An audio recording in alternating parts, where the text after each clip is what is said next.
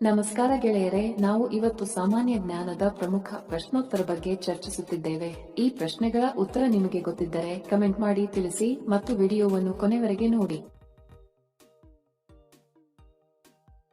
ಪ್ರಶ್ನೆ: ಭಾರತದ ರಾಷ್ಟ್ರೀಯ ತರಕಾರಿ ಯಾವುದು? ಆಪ್ಷನ್ ಎ ಟೊಮ್ಯಾಟೊ, ಬಿ ಆಲೂಗಡ್ಡೆ, ಸಿ ಎಲೆಕೋಸು, ಡಿ ಕುಂಬಳಕಾಯಿ.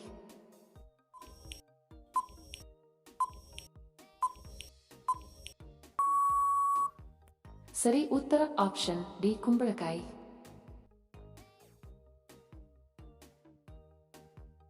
ಪ್ರಶ್ನೆ: ಜನಿಸಿದ ನಂತರ 2 ತಿಂಗಳ ಕಾಲ ನಿದ್ರಿಸುವ ಜೀವಿ ಯಾವುದು? ಆಪ್ಷನ್ ಎ ಕರಡಿ, ಬಿ ಚಿರತೆ, ಸಿ ಜಿರಾಫೆ, ಡಿ ಮೊಲ.